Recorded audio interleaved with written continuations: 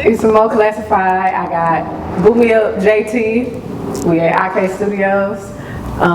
Yeah, let's get into it. I got more JT, can we go first name basis? Ooh, no. No. Why we can't come first name basis? JT is my first name. It's my first name, but That is not what your mama had named you. it's not. But Why you don't want to tell us your real name? Why you gonna dig so deep? That's what I do. Not though, no. I'm gonna plead the fifth. Okay, so JT is actually from Memphis.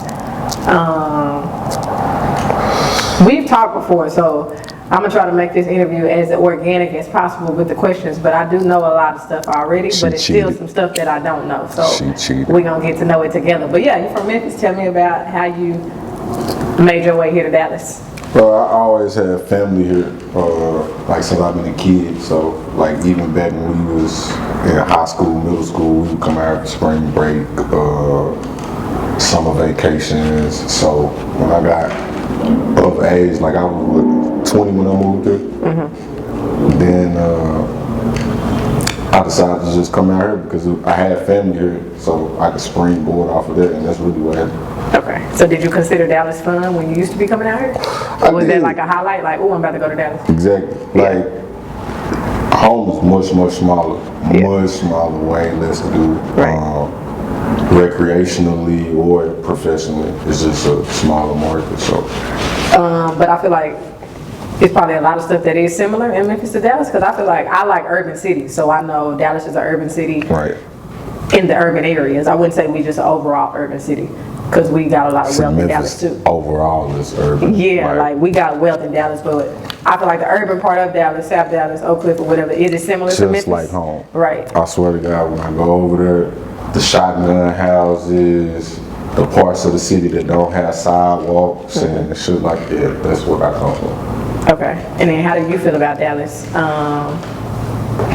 Overall, like Dallas in general, Dallas nightlife, Dallas artists, Dallas women. How do you feel? What was the first one? What did I say? Dallas overall, Dallas nightlife. I like Dallas because I came here and it put me on course for what I'm doing now. I don't think that would happen at home.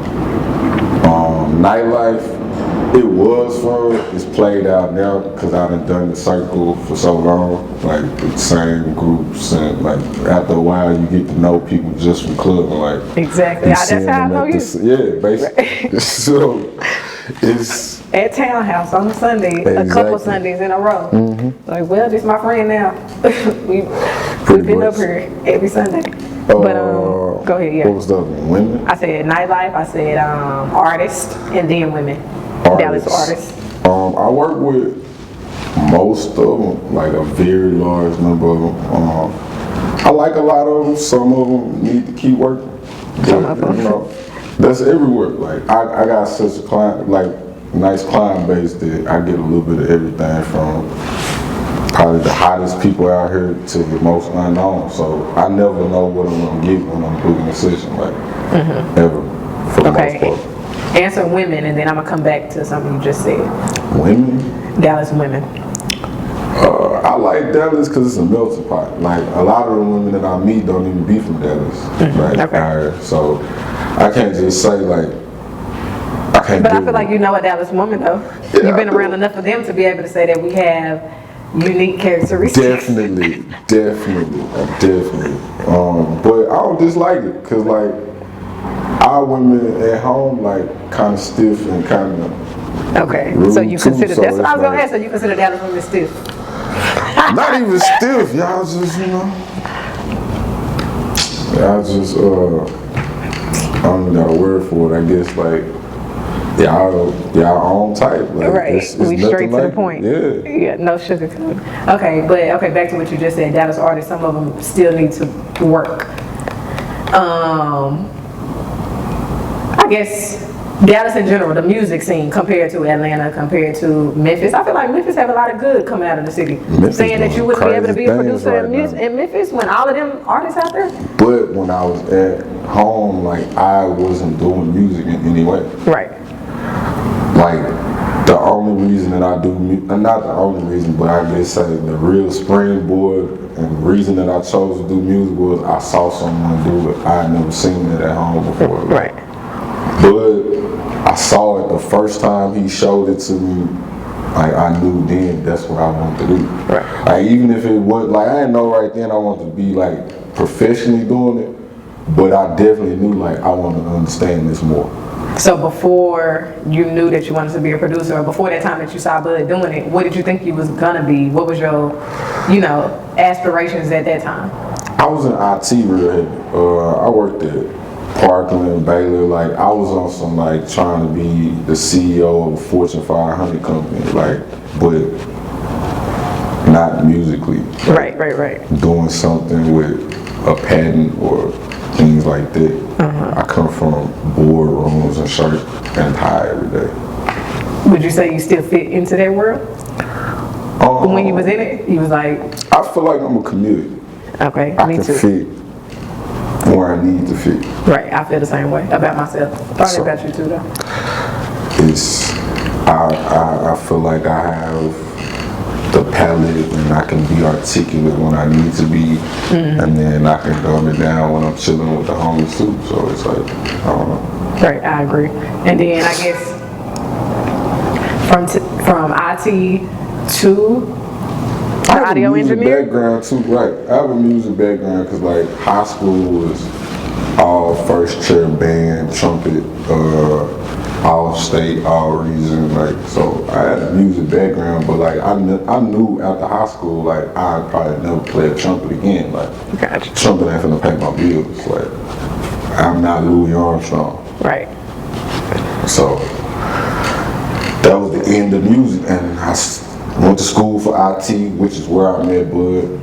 Picked that trade up, ran off with it, started making decent money, and one day I just said, fuck it, I'm gonna start coming to the studio every day after I get off work. And now we sitting here. Now, was you and Bud tight? Like, would y'all consider yourselves close friends before the music? Before the music, we was classmates, and even like I knew him.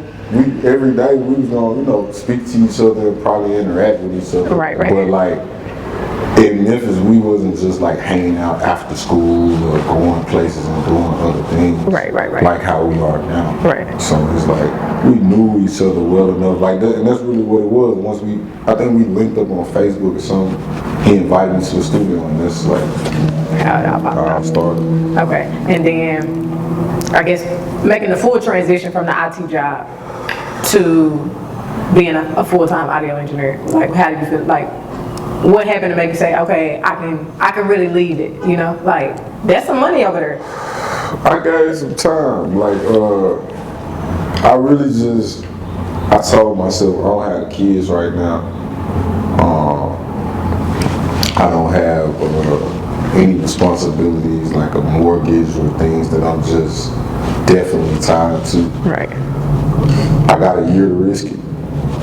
And if I don't see no progress within that year, I can always go back to IT. My resume is still my resume. Like, I never had a problem getting nice jobs. Like, that was never an issue. Did you take a pay cut? Initially, hell yeah. Yeah, it was. Hell yeah, like drastic. You gotta understand, like, I think sessions at the studio at that time was like 2 hours for $75. Gotcha. So it's like, first off, you're not even gonna have a session every day. And even if you do, I was only recording at that time. I wasn't even mixing, so I'm getting a portion of what Bud's paying me just to record. Right. So it's even less than me. So yeah, I was making like $30, $32 an hour. Like, IT just bullshitting every day. Exactly. I wasn't even trying. I stopped going to get certifications and all that for a while. But okay, and then I guess tell me about the first time that Yella hit you up. Like, how did that go down? It really, like the first time Yella came to the studio, he didn't hit us up. Really, one of our artists had that recorded with us regularly, Trapboy Freddy. I don't know if you know him, but He a Dallas artist. He's locked up right now. Free him, by the way. He brought Yella to the studio to do a feature one day. That was the first time I had ever met him and did business with him. And then, like, we never was in the business of, like, calling rappers like, hey, bro, let's work, let's do this, let's do that. Like, it was more so like, I don't know if he was just hearing it in the streets or like maybe he liked that mix on that song or whatever, like, but like shortly after that he came back and did I think another song, like, and then after that he was just a regular client. Regular client. Would you say his work ethic?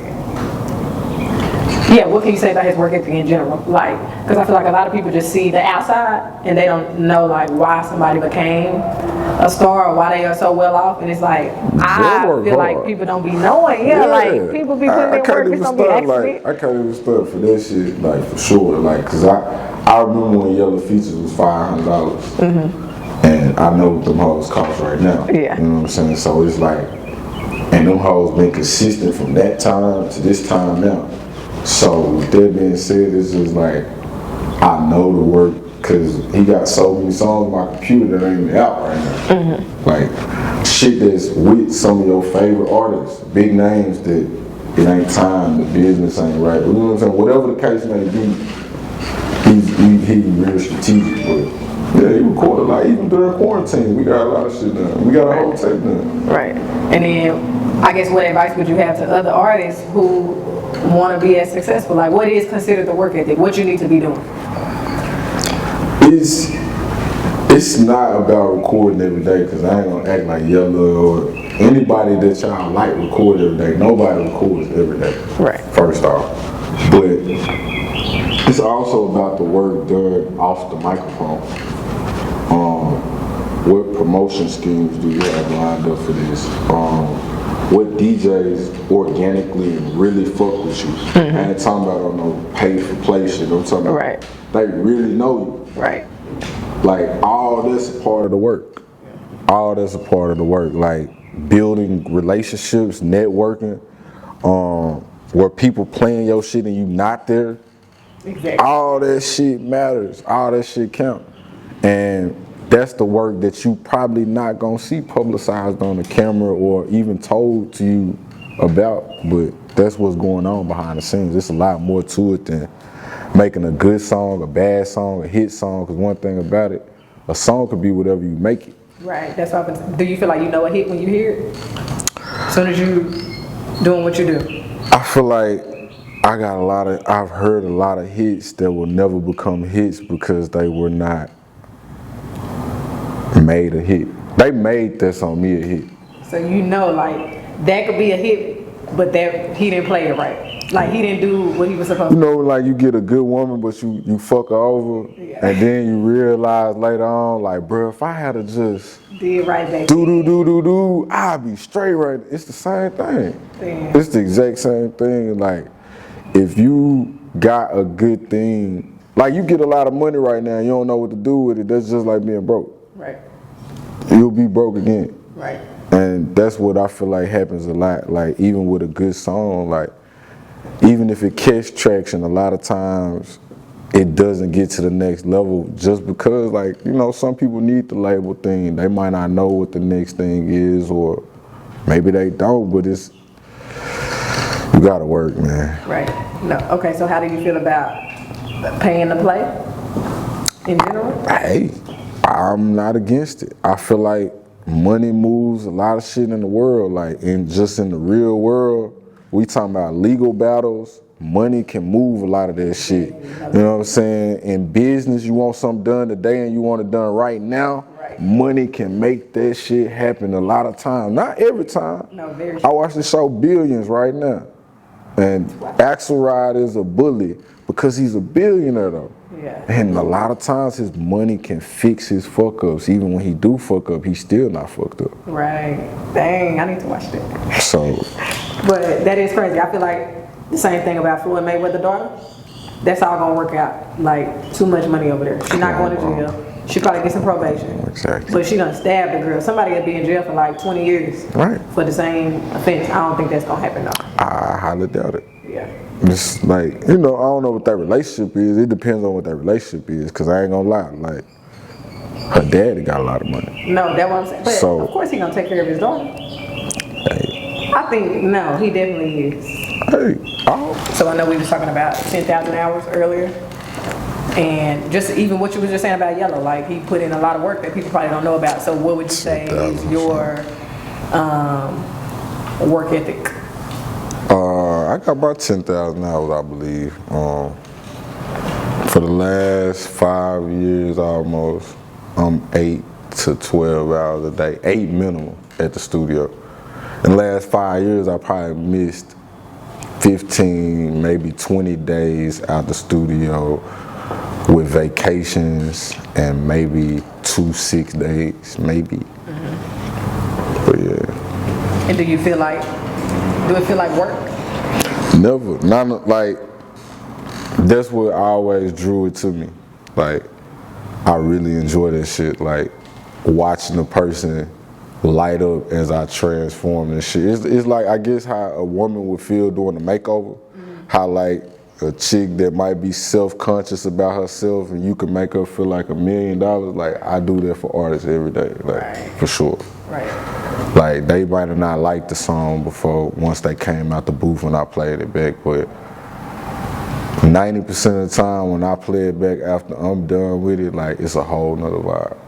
And then, could you tell, like when you did put in your 10,000 hours, was it like, I could tell like, you know, the switch turned up, or you just feel like over time, yeah, how did it happen where you was gradually like, I'm good at this shit? At first, I ain't gonna lie, I used to look to Bud for my validation. Cause like, he was the one who was on my ass about it all the time. But like, now, it's definitely like, I compare my shit to what I hear. Like, I'm playing my mix in between a Future song or a Lil Baby song. Like, yeah, and I know I ain't using the equipment that they got access to use, you know what I'm saying? Right. So the fact that I'm even closely in that spectrum, once I start turning up with this equipment which is coming, like, yeah, it's gonna be a whole nother ball game. Right, okay. And any particular artists that you definitely want to work with on your list? Like, gotta have them. It's like, I want to work with Cole, but you know, I'm so scared that it's not gonna be fun engineering, because with all the greats, a lot of them don't want you to do none of the shit that I like to do. Like what? Listen to a J. Cole song and then listen to a Yella Beezy song. A J. Cole song probably not gonna have no drops, Right. not one top, no echoes, cause he gonna be so perfectly in pocket on that hoe, Right. that any extra would just be like, what you doing? Right. Like, I'm a whole artist out here already. You know, Right. do that extra. It's like, a lot of times that's what I be feeling like the engineers be absent on a lot of them great tracks, because the producer and the artist magnitude are already so big. The engineer really just tracking. Is so he into producing himself, so it's just like he'll probably be real particular. Right. You just recording all day, and for me, I'm really getting tired of recording. Like, I really just want to get to the point like Alex Toomey and like Leslie and like Seth Ferguson, R.I.P. Like, a lot of them didn't even record nobody but the people they wanted to record, but like, you could send them a mix any day of the week and that hoe gonna be, you know what I'm saying, 1,200. But these niggas got 10, 20, 30 Grammys and 10, 20, 30 gold plaques and platinum plaques on the wall at the crib, so like, they pricing just gonna be a little different on the strength of that. Anybody other than Cole? Man, there's a lot of people. Like, I want to work with everybody. Like Beyonce's and fucking Rihanna's and like all them people, everybody we grew up listening to, everybody that's popping now. Like, I don't gotta know, I like music. Right. So like, that list way too long. Tell me about the plaques. Since you mentioned the plaques, How many plaques you got? Give us the details. I'm a baby, man. I only got 2. You know what I'm saying? It's for the remix and the regular. That's on me. So you know, it's really almost the same thing, but it's not. So I don't care. It's 2 out of. I guess was it a call that they said, "Hey, you got to get a plaque," or what? How that go? Really, I think Yella just told me like one day, like, you know, it went gold, but like even once it go gold and that, like you gonna get the plaque that day. It's a whole little process behind that, so you can know that, like you can go on the RIAA site or whatever it is, and you can Google anybody's name and it'll tell you they hold discography platinum or gold, even diamond, because a couple people done went diamond. What you was thinking when you like, damn, I'm a hell of an accomplishment. Like I feel like I'm a baby. Like I feel like I'm a rookie to a degree. But some people don't got it. And they probably been out here longer than you too. Exactly. So, you know. Okay. Any advice, I guess, to people that want to be producers or want to be audio engineers? Tell us the difference. What's the difference between that? What do you consider yourself? I'm definitely an audio engineer more so than a producer. You can get producer credits for what I do to a song because, like I said, I'm gonna arrange the way you record your song and the way that the beat comes on my disc is not gonna be the finished product. Like the beat might be composed completely different by the time we're done with it. Your hook might be a verse and etc. etc. So all that is production. That's really executive producing and like manipulating the song is arrangement. So, but the difference between the audio engineer and producer is one typically, me, I record, mix and master. A producer more so sticks to making the actual beat.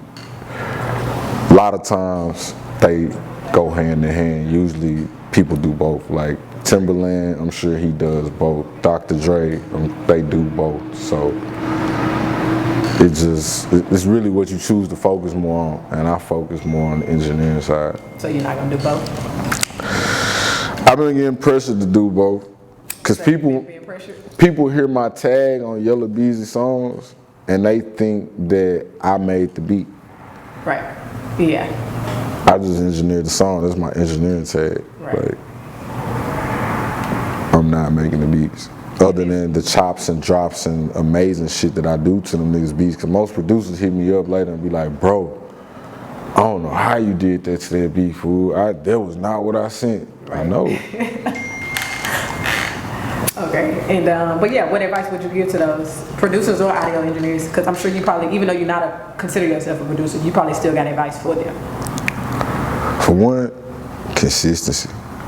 I think that's what got me where I'm at right now. Like 7 days a week, 9 times out of 10, I'm in some studio in Dallas. Yeah. Most of the day. Booked or not booked, we really book most of the time, but still, like, I'd rather spend my day at the studio. Most holidays, I take bookings. I be open on Christmas, Thanksgiving, all that shit. Most of the time, the people who I end up recording on them days do give me a nice tip because they understand the inconvenience. Right. But I guess that's holiday pay. Yeah, time and a half.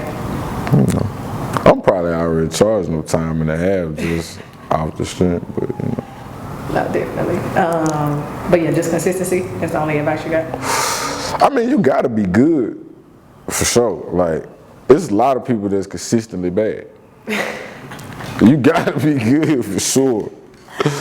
For sure. Like, some people, they put their they been putting shit out forever, doing shit forever, and they be promoting shit out of bad quality shit. You is so right. He's right. I can't tell you what to promote, but like, it's just different.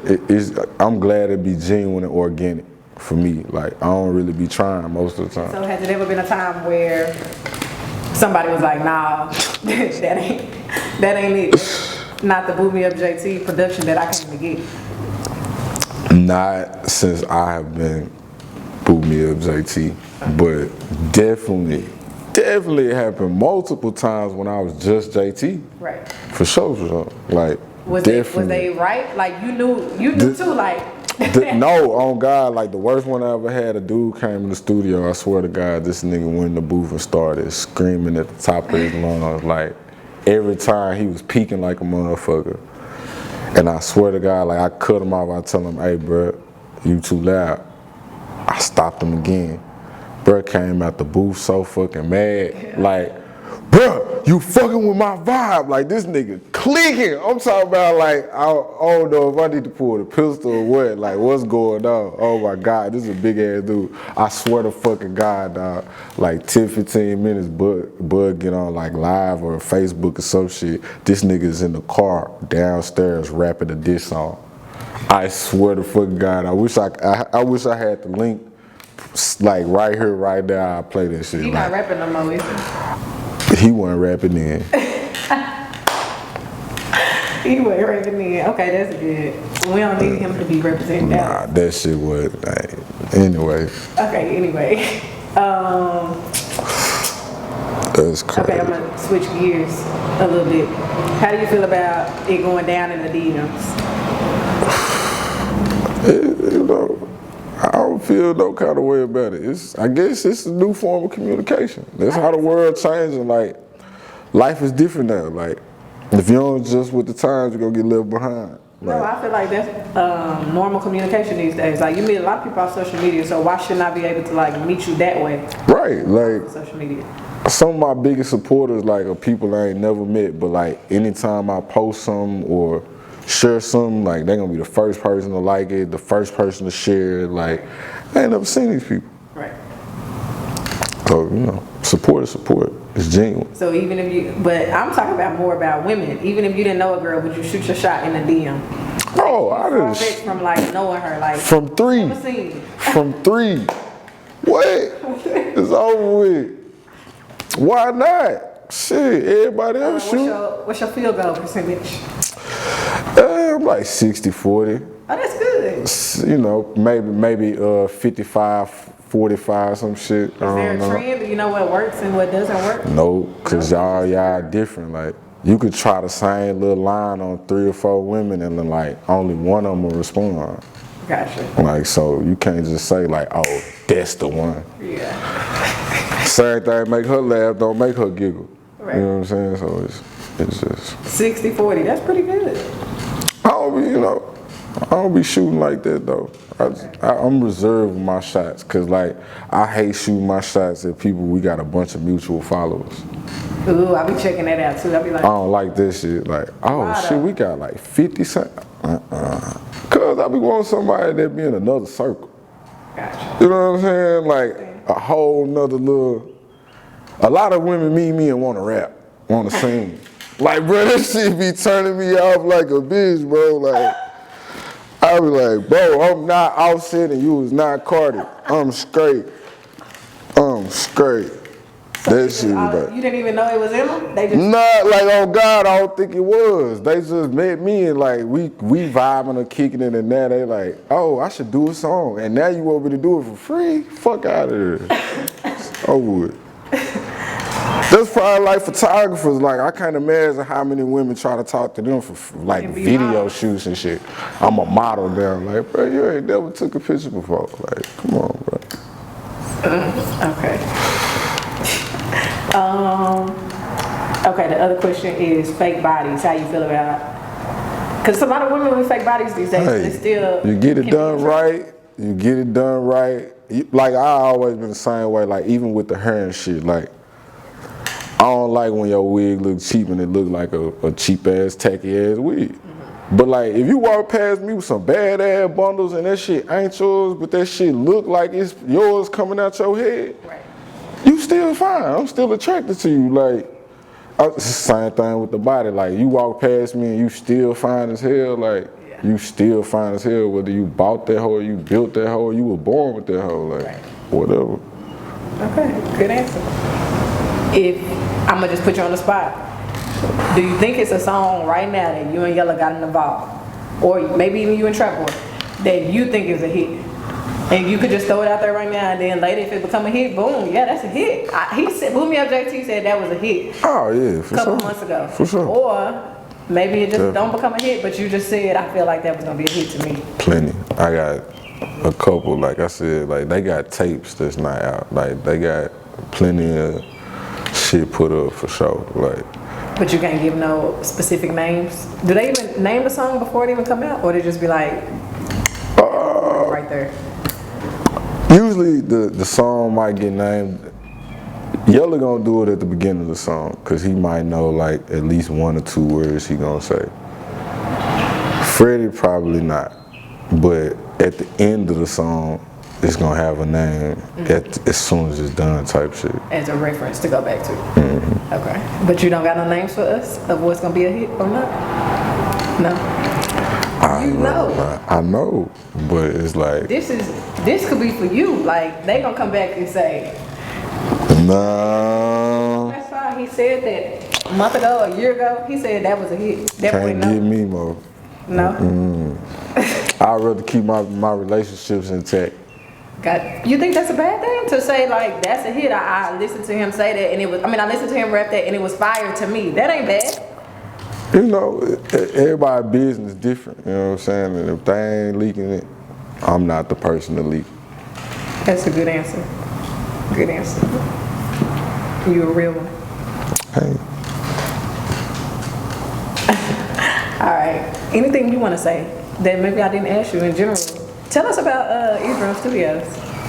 You know we the hottest thing, you know what I'm saying, in Dallas. Shout out to my boy Bud Beats, my boy Rilo the Pimp, you know what I'm saying, Mac Marvelous, everybody. I ain't gotta tell y'all nothing about Eardrum. Y'all know about Eardrum. Everybody know. If you do music in Dallas, you've heard of us. There's nothing else to say. Like they've heard of Bud Beats since BootMeUpJT. Like that's a fact. Okay. You heard of BootMeUpJT and Bud Beats and Eardrum Studios. You heard about Mo Classified too. I know that. We out of here.